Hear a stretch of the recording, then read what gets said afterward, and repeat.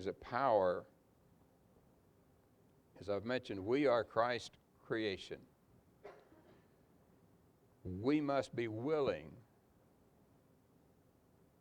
to yield to his authority. We must be willing to yield to his authority.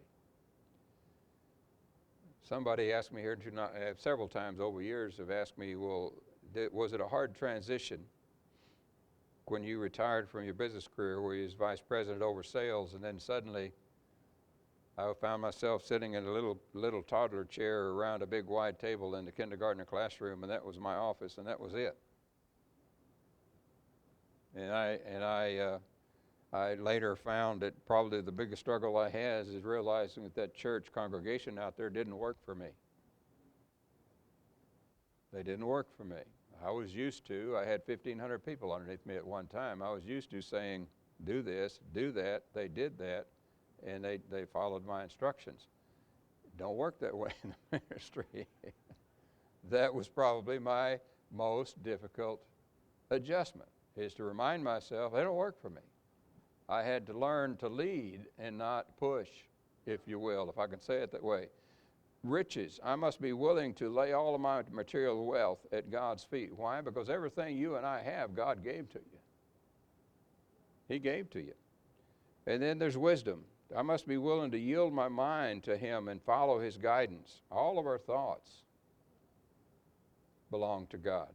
He knows what you're thinking anyway. Strength, I must be willing to yield my physical resources to him. I've mentioned to you that I've said as long as I can serve God, I want to serve him. As long as I can serve him. Honor, I must be willing to honor Christ by the way I live my life.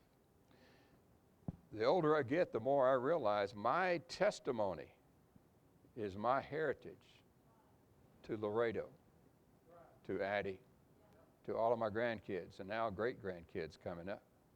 That's my heritage. That's how they're going to remember me. And I don't have a lot of wealth to leave them, but by God's grace, like Paul says, by the grace of God, I am what I am. If you put that in its context, Paul is not saying, here I am, take it or leave it. What he's saying is that what I have is what God's given me. His grace. His grace. Glory. I must not claim God's glory for myself. Going back to what Paul says, he says in 1 Corinthians 15:10 it is, but the grace of God, by the grace of God, I am what I am. And then lastly, blessing.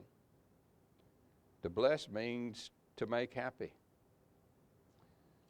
When we are happy, is God happy?